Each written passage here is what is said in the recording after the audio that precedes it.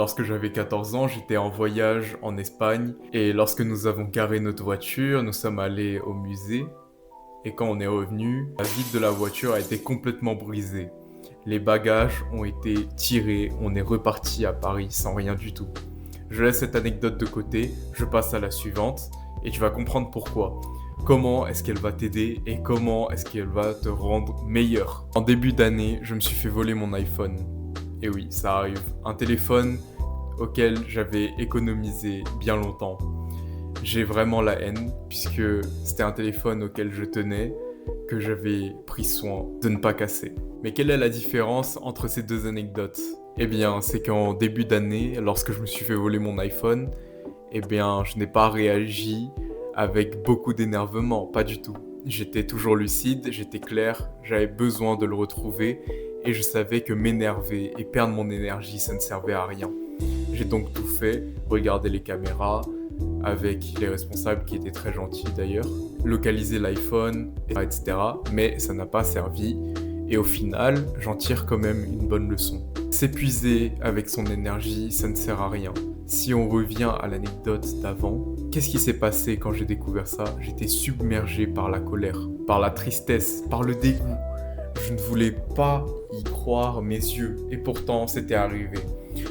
Et pourtant, qu'est-ce qui se serait passé si j'avais juste pris la chose telle qu'elle et réfléchi? Eh bien, ça n'aurait rien changé en soi. Ça ne sert à rien de s'énerver sur des choses inutiles. Il faut savoir diriger son énergie vers les choses correctes. C'est les personnes qui ne savent pas diriger leurs pensées vers leurs actions qui sont une menace pour la société. C'est comme ça qu'on va se retrouver avec des lycéens qui attaquent leurs professeurs pour des banalités ou des docteurs qui se font agresser. Je ne dis pas qu'il faut que tu réprimes tout. Si quelqu'un te pousse dans la rue, il faut justement que tu aies l'esprit clair pour pouvoir te défendre ou pour pouvoir fuir s'il le faut. Je ne crois pas au discours des gens qui disent qu'il faut se laisser aller aux émotions, puisque si je me laissais aller à mes propres émotions, je ferais que du binge eating et je scrollerais toute la journée. Et j'ai justement besoin de la discipline pour pouvoir me tracer ma vie et être plus heureux. Petite parenthèse, c'est la deuxième fois que je fais cette vidéo car la première version a été mal enregistrée. Et au final, je pourrais m'énerver, je pourrais me dire « Ah, fiche caméra !» ça veut me faire, etc. Mais non, ça sert à quoi? Au final, je peux redoubler d'efforts dans le message que je te délivre actuellement, parce que c'est ça que je veux, c'est ça que je veux pour toi. Je veux construire une communauté d'hommes qui veulent se respecter, qui sont fiers d'eux et qui savent se contrôler pour une société meilleure. J'ai justement dans la description un lien vers ma communauté, avec des gens qui veulent se discipliner vers un objectif commun. Il y aura de la motivation, de la discipline, un accompagnement personnalisé, des entraînements, une diète, tout ce qu'il faut. Tu as juste à débrancher ton cerveau, suivre ce que j'ai à te dire et tu auras déjà ton premier objectif de l'année qui est un corps esthétique. Déjà, si on revient au sujet principal, pourquoi savoir comment contrôler ses émotions? Ok, je vais te faire revenir à quand tu étais un petit bébé. Est-ce que tu crois que quand tu avais faim, ou quand tu avais fait la grosse commission dans ta couche, tu as levé ta main, tu as fait « Mère, il me semble qu'il y a un petit problème par là ». Non, pas du tout, je n'étais pas distingué. Qu'est-ce que tu as fait? Je te laisse une seconde pour réfléchir, mais c'est simple, t'as pleuré. Le problème, c'est que tout le monde n'est pas comme ta mère, ne peut pas toujours deviner tes besoins. Et alors justement, il faut savoir les communiquer et savoir ce dont tu as réellement besoin. Les émotions, c'est un frein à l'expression de tes besoins. C'est pour ça qu'il y a l'arme la plus puissante qu'on a actuellement pour pouvoir se recentrer sur nous-mêmes.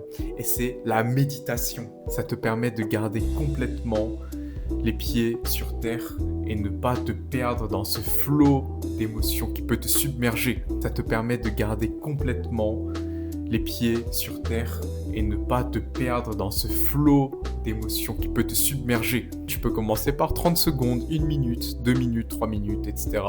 et augmenter petit à petit le temps jusqu'à arriver à 10 minutes, 15 minutes et tu pourras te recentrer sur toi-même et te sentir beaucoup plus focus. Parce que je ne pense pas que tu devrais suivre le conseil des gens qui disent « Ah, On s'en fiche de tes émotions, va juste faire de l'argent. Il faut savoir garder un mix des deux. Parce que oui, tu ne peux pas gâcher ta vie présente à ressasser le passé, mais en même temps, tu ne peux pas construire ton futur avec un cœur frustré. Tu dois entraîner ton attention avec la méditation pour te refocus sur le moment présent. Bien sûr, tu n'as pas toujours besoin de te replonger dans un moment difficile pour pouvoir le faire passer. C'est-à-dire qu'il faut savoir l'utiliser de manière productive. Par exemple, ici, je te raconte tout ça maintenant parce que c'est ce qui va t'aider à t'améliorer. C'est pour toi que je le fais. Ce n'est pas comme si je le faisais tout seul dans mon lit à pleurer avec des mouchoirs parce qu'il n'y aurait aucun intérêt.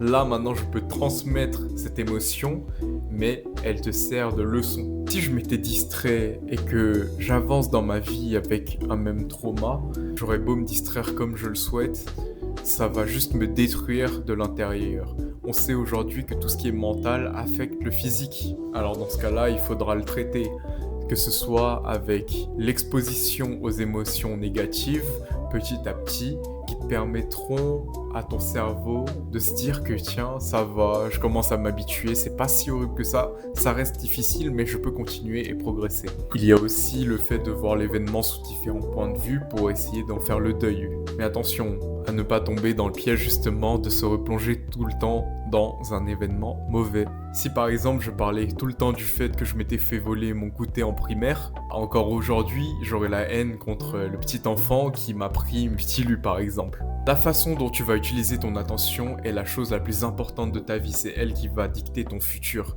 c'est elle qui va dicter les moments où tu pourras prendre soin de ta famille, prendre soin de toi, construire ton avenir, ta carrière.